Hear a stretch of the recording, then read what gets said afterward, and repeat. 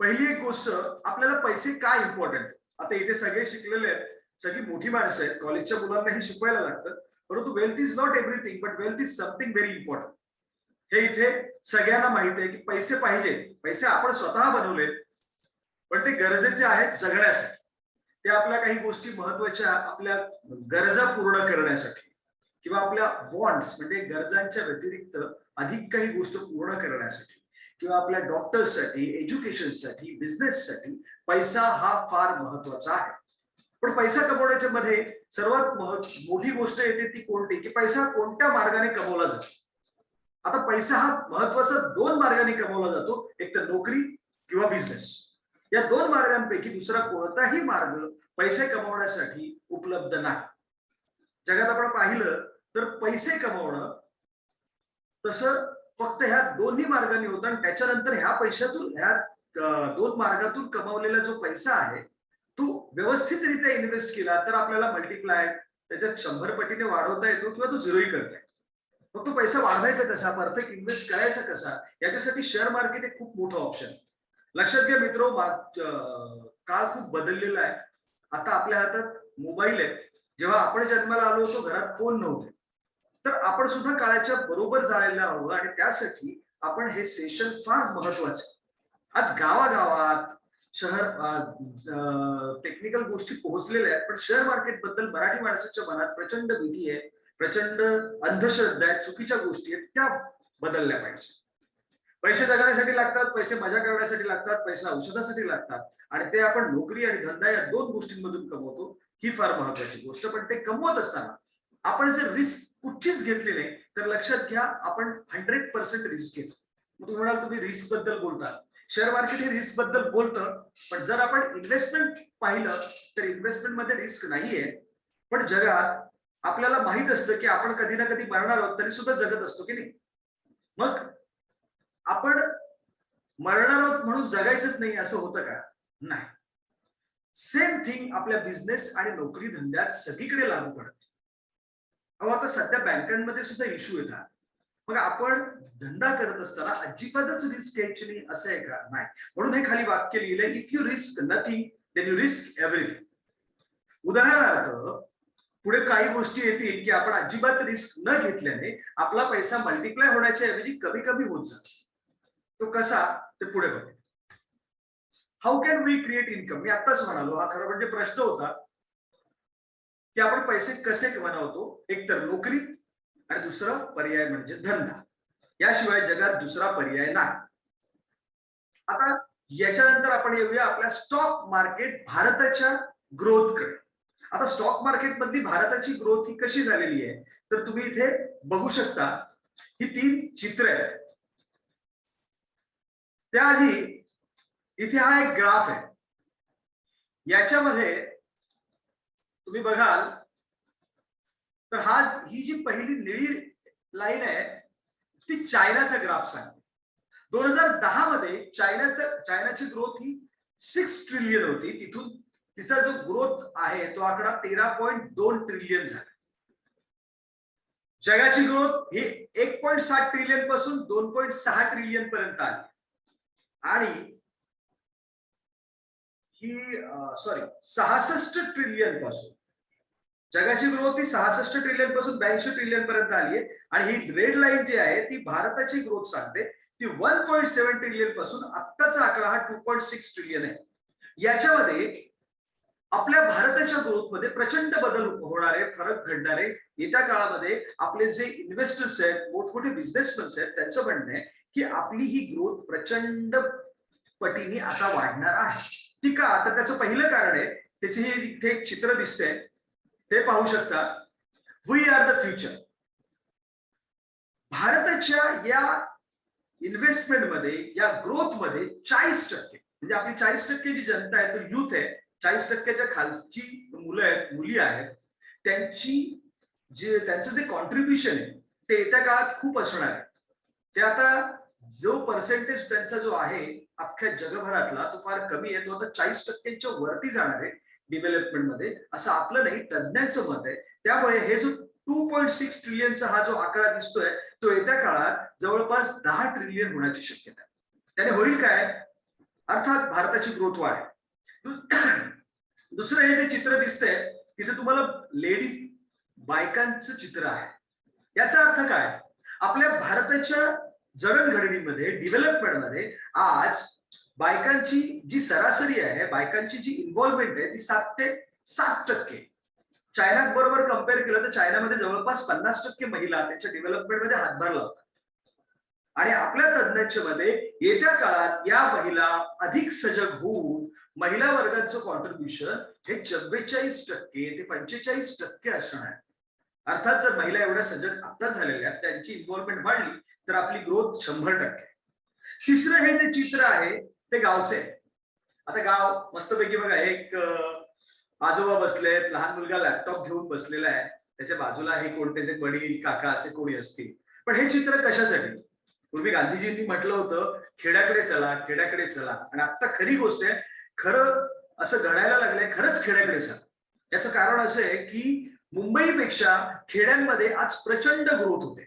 म्हणजे उदाहरणार्थ जर तुम्ही रेशो पाहिला तर जेवढ्या लक्झरियस गाड्या मुंबईमध्ये घेतल्या जात नाही तेवढ्या लक्झरियस गाड्या आज खेड्यांमध्ये घेतल्या जात आहेत.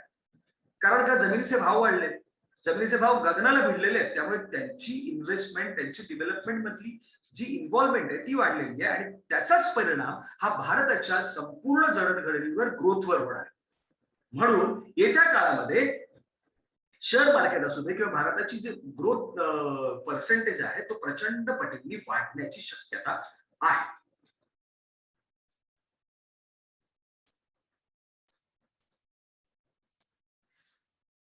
Okay, next, long runway ahead for India. याच्यामध्ये इंडिया वर्सेस चायनाचा हा जो ग्राफ आहे जो मगाशी मी दाखवला तोच आहे, दुसरं काही नाही की इंडिया कुठे आहे आणि चायना. चायनाचं इथे या ठिकाणी जर तुम्ही पाहिलं तर हा जरासा झुकता आकडा, झुकतं माप दिसतंय. इंडियाचं थोडंसं झुकतं माप दिसतंय, ते काही दिवसांनी वरती जाईल. जे आता मी म्हटलं काही दिवसांनी प्रचंड गतीने वाढणार आहे असं तज्ञांचं मत आहे. Next, where to invest. आता आपल्याकडे आलेला पैसा आपण कुठे इन्व्हेस्ट करतो? तर सर्वसामान्य माणूस आपल्याकडे पहिल्यांदा पैसा आला की घर घेतो, नंतर सोनं घेतो, फिक्स डिपॉझिट मध्ये पैसे टाकतो आणि त्याच्यानंतर शेअर मार्केटमध्ये, शेअर मार्केट किंवा इतर काही गोष्टींकडे जातो. ऍक्च्युली ही नॉर्मल टेंडन्सी आहे. आता जोपर्यंत भारत हा विकसनशील देश आहे तोपर्यंत ह्या गोष्टी घडतच राहणार. प्रत्येक जण पहिल्यांदा घराचा विचार करणार. घर घेणं, घराची इन्व्हेस्टमेंट करणं चुकीची गोष्ट नाही. पण जरा फिक्स डिपॉझिट, गोल्ड आणि शेअर मार्केट या 3 मध्ये इन्व्हेस्टमेंट केल्यानंतर काय डिफरन्स होतो, किती आपल्याला रक्कम किती पटीने मिळते ते आपण पुढे बघूया.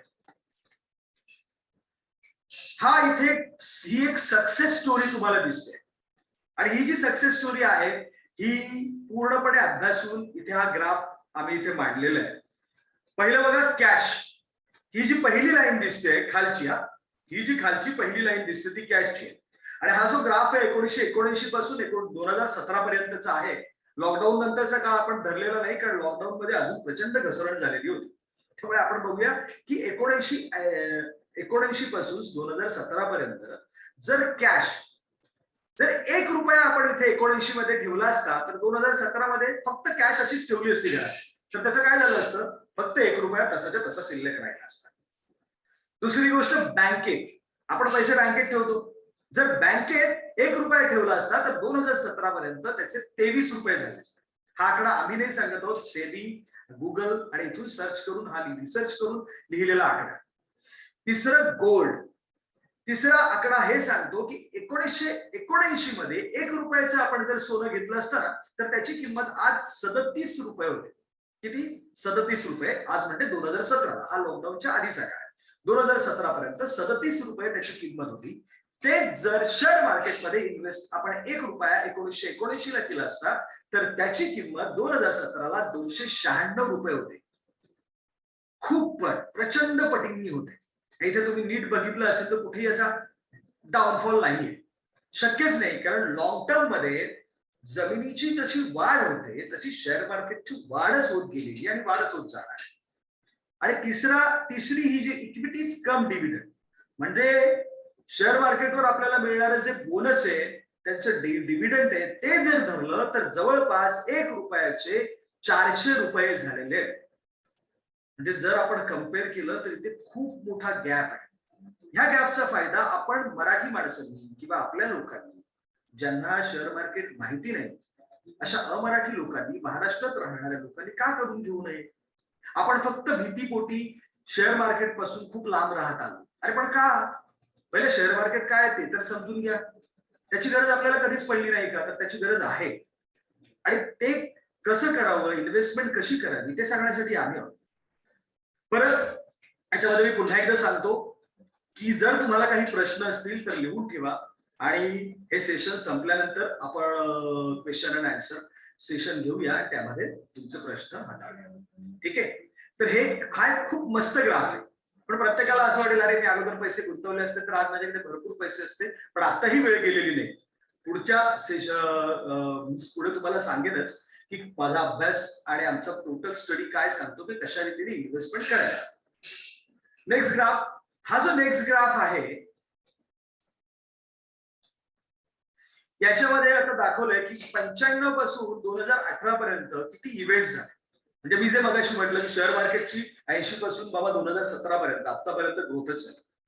मग मध्ये काहीच अडथळे आले नाहीत का? प्रचंड अडथळे आले.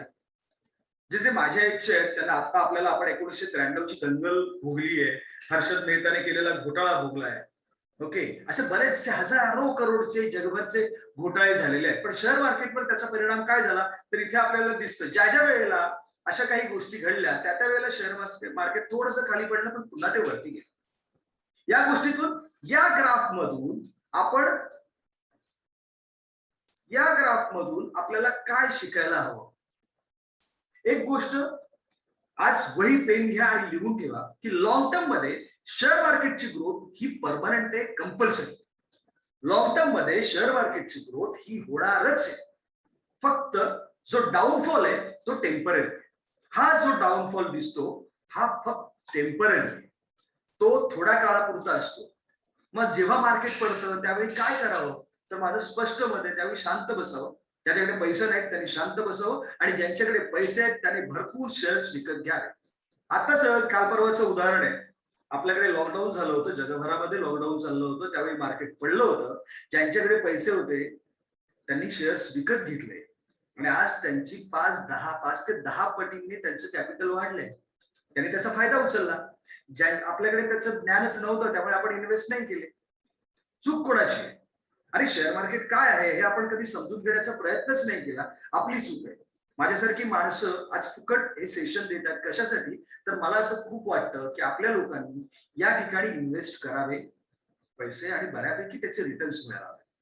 खूपशी लोक फक्त इंट्राडे मध्ये म्हणतात. ते इंट्राडे वगैरे काय असतं ते नंतर शिकवेल मी, ते सांगेनच पुढच्या सेशन मध्ये. पण पहिल्यांदा एक गोष्ट लक्षात घ्या, पुन्हा एकदा सांगतो, या पूर्ण चार्ट मध्ये आणि आतापर्यंत आपण एक महत्वाची गोष्ट शिकतो की लॉंग टर्म मध्ये शेअर मार्केटची ग्रोथ ही कंपल्सरी आहे आणि डाऊनफॉल हा टेम्पररी म्हणजे हा काही काळापुरता असतो. त्यावेळी जर मार्केट पडलं तर आपले शेअर्स विकायचे नसतात आणि ज्यांच्याकडे पैसे आहेत त्यांनी भरपूर शेअर विकत घ्यायचे असतात. ओके, आता आपल्याला असं वाटतं की ऑल इथे लिहिलं all past corrections look like missed opportunities except this one. म्हणजे आपल्याला वाटतं की अरे यार मी त्या लॉकडाऊन मध्ये जर शेअर विकत घेतले असते तर किती बरं झालं असतं, माझा फायदा झाला असता. आता मार्केट वाढलंय, आता मला पैसे नाही मिळणार. असं असतं का? तर असं अजिबात नाही. आता सुद्धा मी तुम्हाला सांगतो की आज सुद्धा मार्केट जरा डाऊन आहे. शुक्रवारी बऱ्यापैकी मार्केट पडलेलं आहे. परंतु जर हे मार्केट उद्या 17-18 हजार गेलं तर मार्केट त्याच्या वरती जाणार नाही का? मार्केट 100% वरती जाणार. कारण शेअर मार्केट किंवा जमिनीचे भाव, फॉर एक्झाम्पल आपण जेव्हा जन्माला आलो तेव्हा जमिनीचे भाव काय होते आणि आज जमिनीचा भाव काय आहे? जमिनीचे भाव गगनाला भिडले. मी 2010 साली इथे जेव्हा पनवेलला राहायला आलो तेव्हा तिथे रेट एक 2-1 हजार रुपये रेट होता. आज तिथे 6 ते 7 हजार रुपये रेट आहे. सेम थिंग अजून 10 वर्षांनी त्याचे रेट वाढणार आहेत. शेअर मार्केटच्या बाबतीतही हेच घडणार आहे, हेच तत्व आहे. पण शेअर मार्केटच्या बाबतीत ऍप्रिसिएशन त्याच्यापेक्षा कित्येक पटींनी होणार आहे. कारण गेल्या 5 वर्षामध्ये जेवढे काही इन्सिडेंट्स किंवा घटना घडल्या त्याच्यापेक्षा येत्या 5 वर्षामध्ये शेअर मार्केटमध्ये प्रचंड उत्साह दिसणार आहे. खूप लोकांची इन्व्हॉल्वमेंट दिसणार आहे. कारण लोकांना कळलंय की ऑर्थोडॉक्स इन्व्हेस्टमेंट पेक्षा आता वाईज इन्व्हेस्टमेंट करणं गरजेचं आहे, तरच आपल्याला त्याचे चांगले रिटर्न्स मिळतील. म्हणून असं समजू नका की जर आता मी पैसे टाकले तर मार्केट खूप वरती आले, वरती जाणार नाही, तर तसं नाहीये.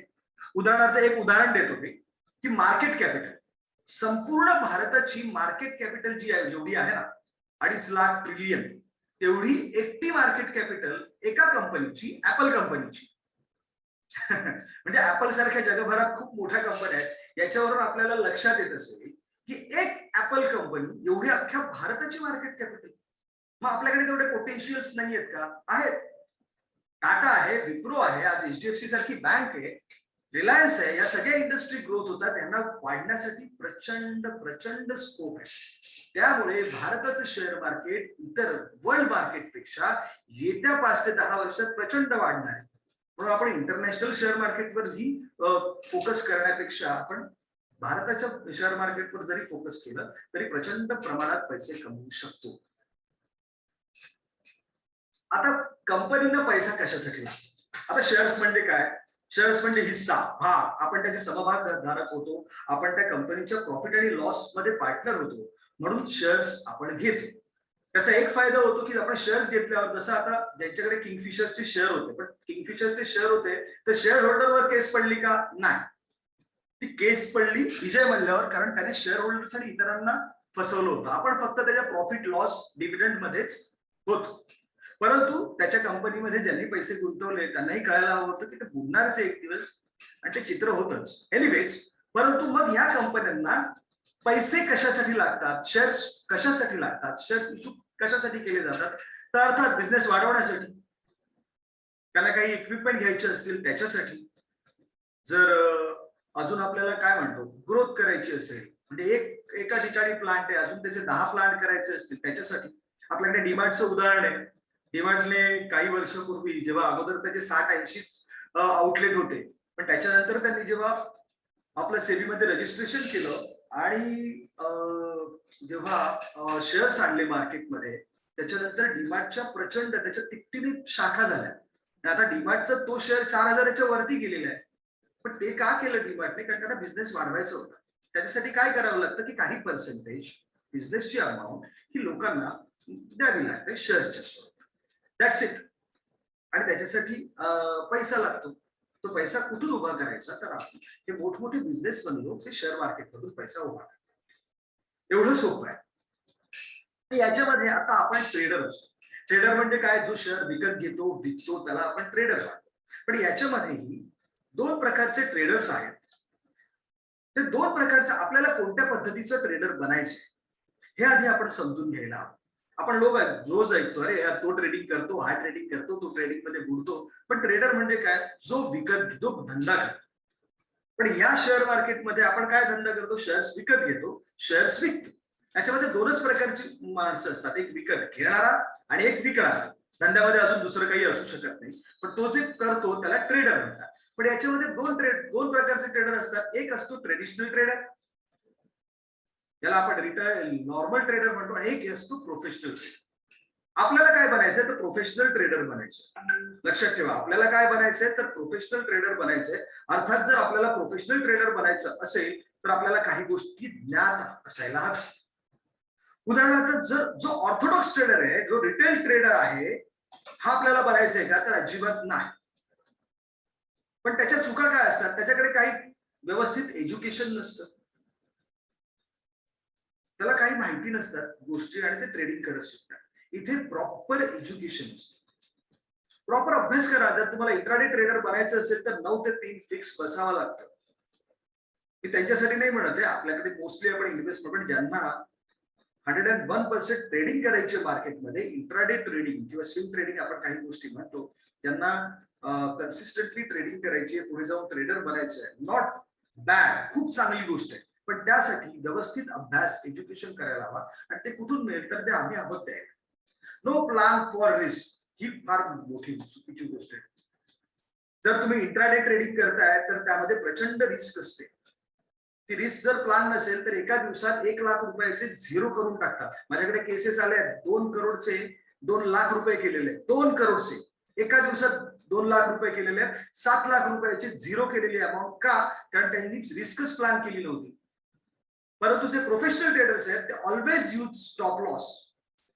हे इंट्राडे ट्रेडरसाठी हा शब्द फार महत्वाचा आहे. तुम्ही स्टॉप लॉस हा शब्द कुठेतरी लिहून ठेवा.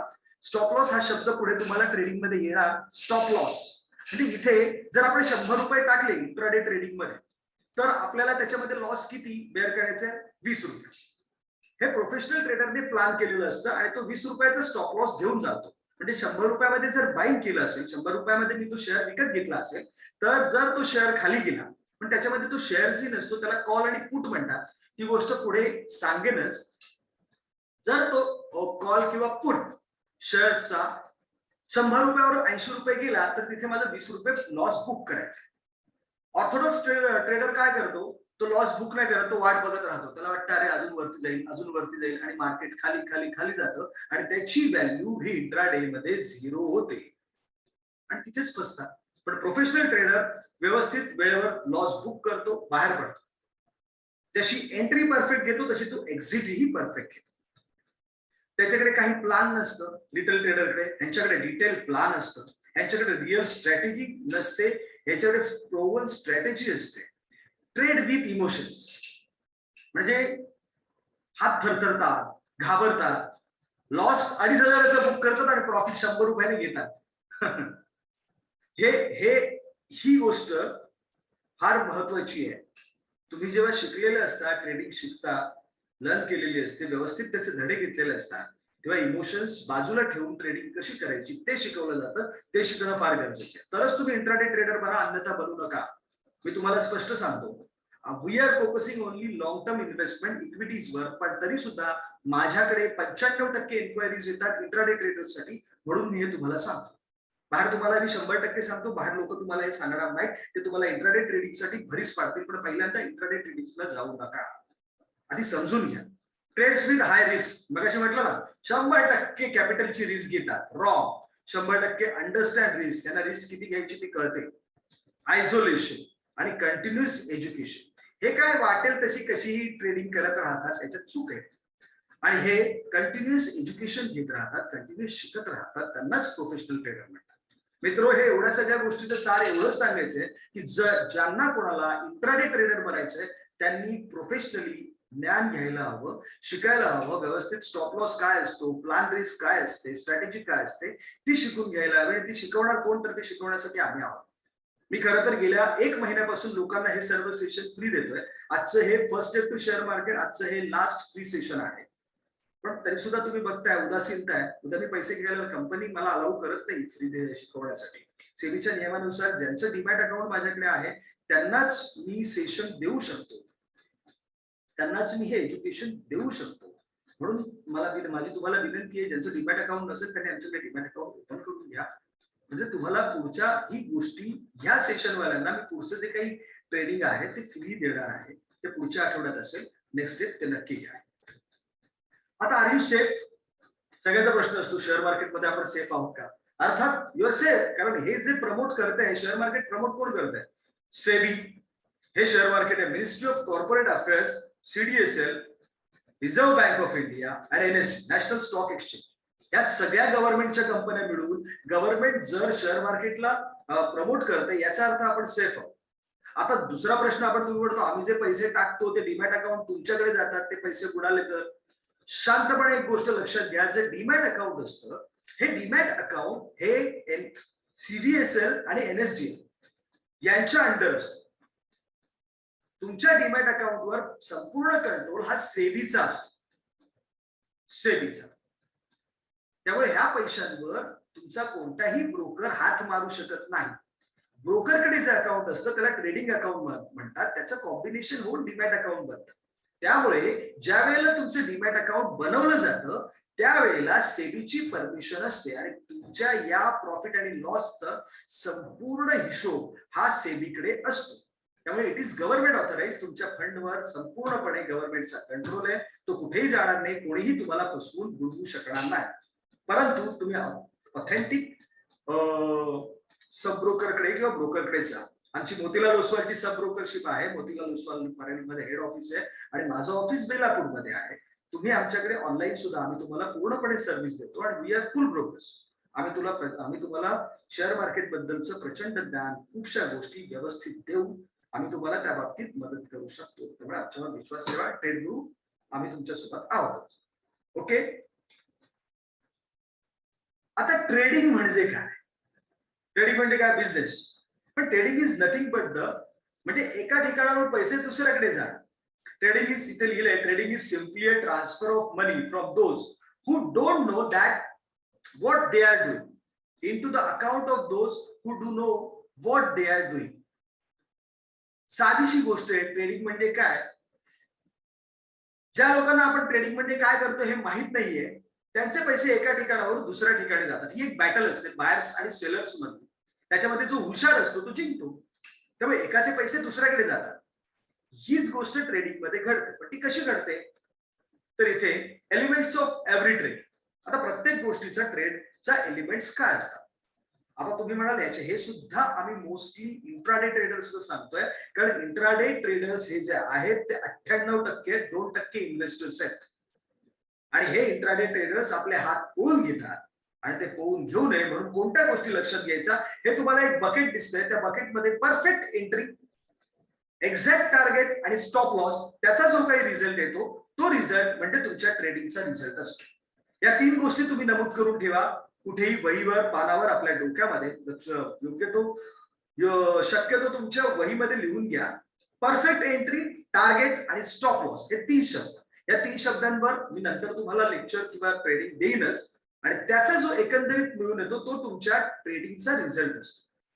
आणि तो रिझल्ट म्हणजे काय? अर्थात प्रॉफिट लॉस. आता त्याच्यामध्ये सुद्धा प्रॉफिट आणि लॉस मध्ये सुद्धा काही प्रकार. तर तुम्ही बघाल बिग लॉस. जर तुम्ही बिग लॉस करताय तर देन यू आर 100% रॉंग. 100% तुम्ही चुकीचे आहात. परंतु प्रॉफिट आणि लॉस हा इंट्राडेचा भाग आहे. तुम्ही थोडासा लॉस करा, ठीक आहे, फ्लॅट राहा, प्रॉफिट काही नाही, प्रॉफिट, बिग प्रॉफिट, ह्या 4 साईडला तुम्ही राहू शकता. पण जेव्हा तुम्ही या साईडला वळता तुम्ही पूर्णपणे फसता. आपलं संपूर्ण कॅपिटल गमावून बसता. That is the wrong way of trading. आणि ती कधीही करू नका. ती कशी करायची, त्याच्यापासून लांब कसं राहायचं ते सांगण्यासाठी आम्ही आहोत. नेक्स्ट, आता इथे मी काही उदाहरणं दिली आहेत.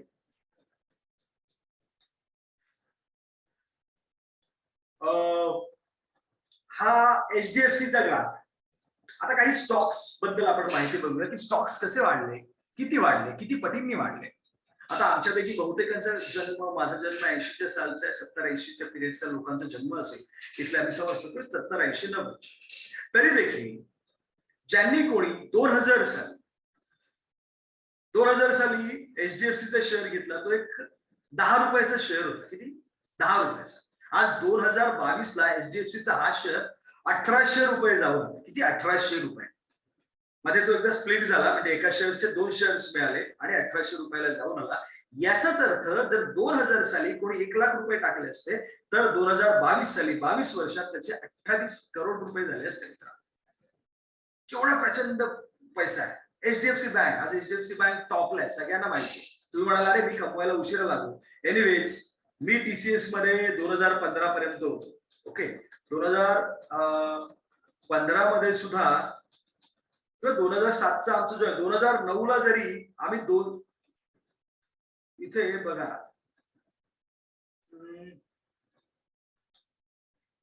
एक मिनिट हा, 200 रुपये, ऑलमोस्ट 200 रुपयाचा शेअर होता 2009ला. 2012ला सुद्धा, 2012ला मी होतो काम करत, तो माझ्या बरोबरचे. नंतर लोक कामाला लागले. कोणी 2000 म्हणेल 2015ला इथे कुठे शेअर घेतला असता तर तो 400 रुपये होता. तेव्हा सुद्धा जर आपण शेअर घेतला असता तर त्याची किंमत आज 1700-1800 रुपये जाऊन आली आहे. पुन्हा 1300-1400. तो एवढा खाली येईल का? शक्य नाही. लॉकडाऊन मध्ये तो खाली पडला होता. तेव्हा कोणी जर शेअर घेतला असता 800 रुपयाला मिळाला असता, पण तेव्हाही लोकांनी नाही घेतला. पण आता वेळ गेली आहे का? नाही. तर इथून सुद्धा त्याचा ग्राफ हा चढताच राहणार आहे. तेव्हा आता सुद्धा वेळ गेलेली नाहीये. आता सुद्धा ऑपॉर्च्युनिटी आहे. आपण शेअर घेऊ शकतो. पण हे दाखवण्याचं एकच कारण म्हणजे कित्येक पटींनी शेअर मार्केट वाढतं हे आपल्याला प्रॅक्टिकली कळायला. आणि एचडीएफसी आपल्या समोरची बँक आहे. तसंच विप्रोचं आहे उदाहरण. 1997ला विप्रो किती, एक 10 रुपये वगैरे असेल, त्याची किंमत आज 700 रुपये गेली आहे. तिसरं आहे अदानी एंटरप्राइज. अदानी एंटरप्राइज पण जे आहे अदानी एंटरप्राइज तर आत्ताचा अलीकडचा शेअर आहे, पण तो 2000 आता बघा ह्या 2021च्या म्हणजे लॉकडाऊन मध्ये सुद्धा 200 रुपये होता, आता 2200 रुपये गेलाय. प्रचंड ग्रोथ झाली आहे. तिसरा डीमार्टचा शेअर, मगाशी म्हटल्याप्रमाणे डीमार्टने जेव्हा आपले आउटलेट्स वाढवण्यासाठी शेअर्स शेअर मार्केट वळले आणि त्यांनी शेअर्स आणले मार्केटमध्ये, त्यानंतर शेअर त्याचा 500 रुपयावरून डीमार्टचा शेअर हा 4,500-6,000 टच करून आलाय. 6,000. आणि तो अवघ्या किती 1, 2, 3, 4, 5 वर्षांमध्ये.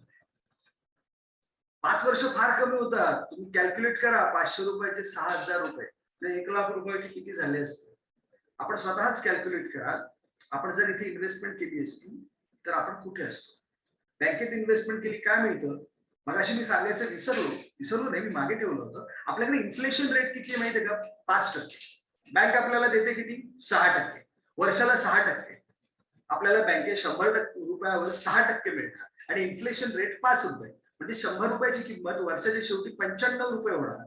म्हणजे आपल्याला बँक इन्फ्लेशनचे 5% आपण वजा केले तर बँकेच्या ठेवलेल्या पैशातून आपल्याला किती टक्का मिळतो, 1%. फक्त 1%. आणि तसेच आपण कंटिन्युअसली ठेवत गेलो तर त्या 100 रुपयाची किंमत 5 वर्षांनी जवळपास 25 रुपयांनी कमी झालेली असते.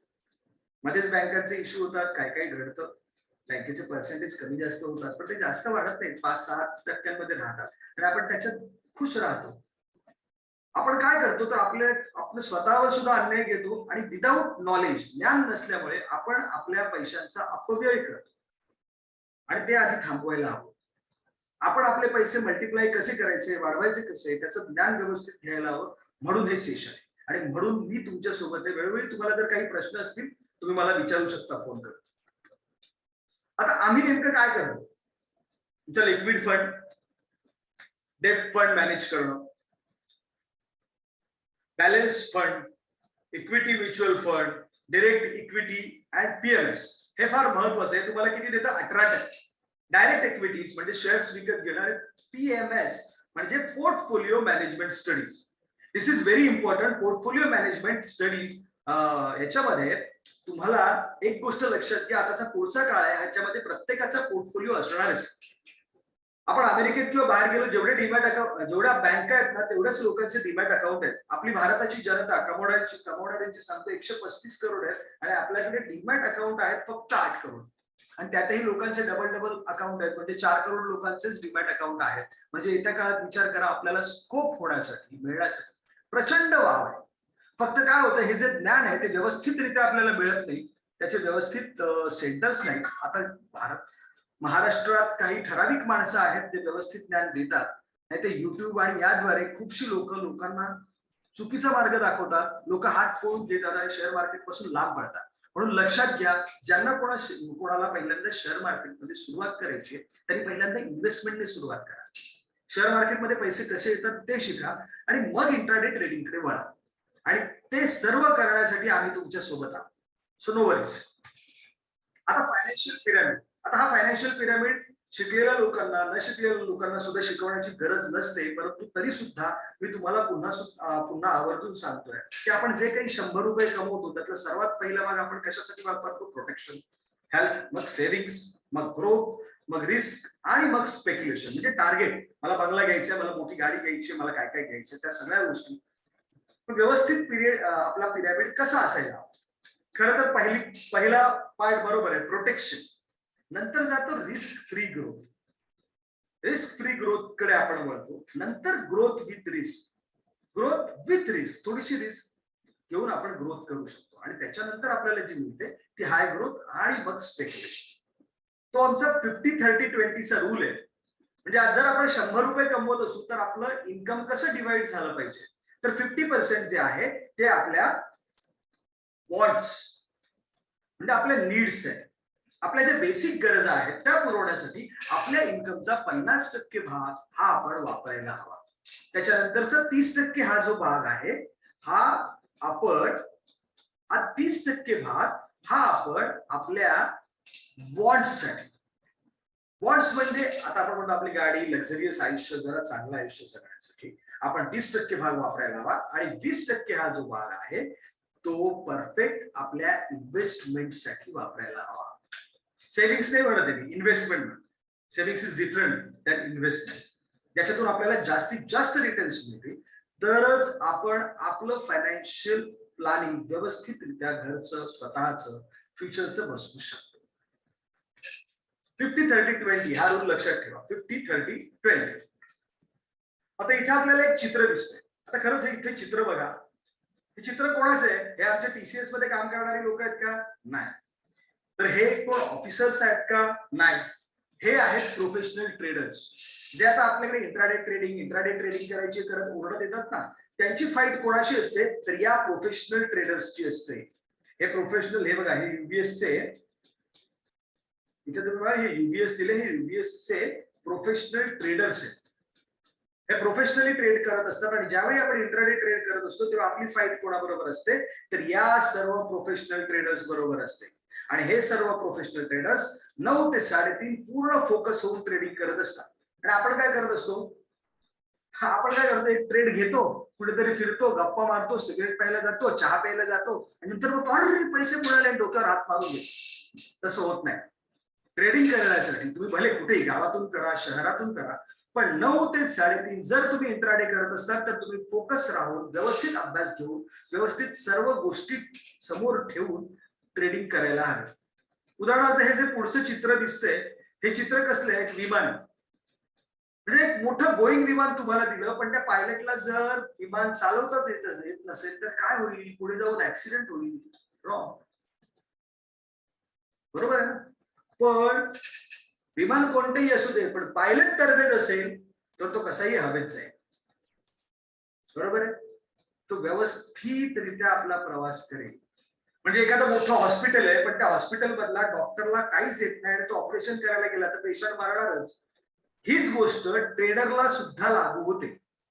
खूपशी लोक माझ्याकडे सतत येतात, इंट्राडे ट्रेडिंग करायचे. तुम्हाला वाटत असेल की यार आम्ही ट्रेडिंग मध्ये प्रचंड एक्सपर्ट आहोत, पण लोकांना आम्ही पहिल्यांदा हात फोडून घ्यायला, लॉस करायला भाग करत नाही. त्यांना सांगतो पहिले इन्व्हेस्टमेंटवर फोकस करा आणि मग ट्रेडिंगवर फोकस करा. आणि जर इंट्राडे ट्रेडिंग करायची करणं गरजेचं आहे, खरं सांगतो, इथे येणाऱ्या काळामध्ये इंट्राडे ट्रेडिंग करायलाच हवी. पण ती कशी? व्यवस्थित एज्युकेशन घेऊन, व्यवस्थित वेळ देऊन. आणि ज्यांना तो वेळ देता येत नसेल त्यांनी आमच्या गर्दी तुम्ही इक्विटी ट्रेड्स किंवा बाकीच्या ट्रेड्स, इन्व्हेस्टमेंट ट्रेड्स करू शकता. ओके. आता आमच्या सर्व्हिसेस काय आहेत त्या फार महत्वाच्या आहेत. आमच्या सर्व्हिसेस मध्ये फार महत्वाची जी गोष्ट आहे ती आहे वेल्थ क्रिएशन. हा जो वरचा भाग आहे तो त्याच्यामध्ये आम्ही जास्त फोकस करतो. Shares, IPO, mutual funds, portfolio management etcetera. आणि ही जी वेल्थ क्रिएशन आहे ही फार महत्वाची आहे प्रत्येक माणसाला. 10,000 रुपये कमवणाऱ्यापासून 10 करोड कमवणाऱ्याला या ठिकाणी काम करायलाच हवं. आताची ही वेळ ते सांगते. आणि ते करण्यासाठी तुम्हाला पूर्णपणे मदत आम्ही करतो. शेअर्स म्हणजे काय तुम्हाला माहिती आहे. IPO म्हणजे इनिशियल जे शेअर्स येतात त्याला इनिशियल IPO म्हणतात. म्युच्युअल फंड्स लोकांना माहिती आहे. PMS मी म्हणालो पोर्टफोलिओ मॅनेजमेंट, म्हणजे तुमचे पैसे साठवले जातात त्याला पोर्टफोलिओ डिमॅट मध्ये एक पोर्टफोलिओ बनवला जातो. ते सर्व आपण करतो. त्याच्यानंतर हे सुद्धा प्रोडक्ट आहेत आमच्याकडे, health, general and life insurance. Hope so सगळ्यांची पॉलिसी असायला हवी. लॉकडाऊन मध्ये खूप लोकांना कळलंय की आपली पॉलिसी असायला हवी. हेल्थ पॉलिसी नसेल तर प्रचंड पैशांना मुकावं लागतं. कधी काय येईल माहित नाही बाबा, करून ठेवा. पॉलिसी नसेल तर काढून ठेवा. जर ऍडवाइस पाहिजे असेल त्या बाबतीत ऍडवाइस द्यायला, पॉलिसी काढायला माझी टीम आहे.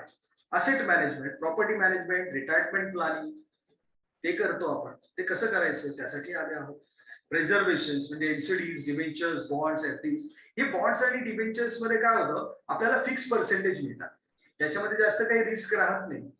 त्या ठिकाणी कुठे पैसे गुंतवायचे ते सुद्धा आम्ही सांगतो. आणि फायनान्सिंग, त्याच्यामध्ये होम, पर्सनल लोन वगैरे, मॉर्गेज, या सगळ्या गोष्टी ज्या येतात हे सर्व प्रोडक्ट आपल्याकडे आहेत. पण आम्ही मेनली फोकस करतो शेअर्स, IPO, म्युच्युअल फंड्स आणि main shares, IPOs and PMS या ज्या गोष्टी आहेत त्याच्यावर तुम्ही फोकस करा. तर मला वाटतं ह्या इतर गोष्टी लोक करतच असतील. जे करत नसतील त्यांनी आमच्याकडे कॉन्टॅक्ट करा. आम्ही तुम्हाला SIP सुद्धा देतो, सिस्टमॅटिक इन्व्हेस्टमेंट प्लॅन. ज्यांनी कोणी SIP केलं नसतील त्यांनी SIP ने सुरुवात करू शकतात. ते करणं गरजेचं आहे आणि आता सध्याची गरज आहे. आता आम्ही कोणत्या ब्रँड बरोबर असोसिएट आहोत तर आम्ही मोतीलाल ओसवालची माझी सबब्रोकरशिप आहेच. पण त्याचे सेन्सिबल, आस्क, स्टार आहे, बजाज अलायन्स, एचडीएफसी अर्बो, HDFC mutual fund, Reliance, ICICI Prudential, LLB या सर्व कंपन्यांसोबत आमचं टायअप आहे. तुम्हाला काही इन्व्हेस्टमेंट, फायनान्स रिलेटेड इश्यूज असतील तर आम्ही ते सॉल्व्ह करू, आम्ही तुम्हाला मदत करू. नेक्स्ट, जवळजवळ सेशन्स मी आज फटाफट घेतलं, सेशन पूर्ण करत आलोय. तर माझं एवढंच म्हणणं आहे, आत्ताच्या ह्या सगळ्या सेशन मध्ये टेक अवे काय?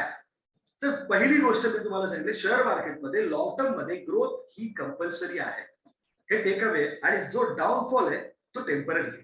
शेअर मार्केटला अजिबात घाबरण्याचं कारण नाही, ज्याची कॉन्सेप्ट क्लिअर आहे. आता ह्या प्रेझेंटेशन नंतर माझ्यामध्ये तुम्हाला सर्वांची कॉन्सेप्ट क्लिअर झाली असेल, असायला हवी. नसेल झाली तर ती सांगायला आम्ही आहेच. तर तुमची जी कॉन्सेप्ट क्लिअर आहे, मी तुम्हाला ते सांगण्यासाठी आहेच.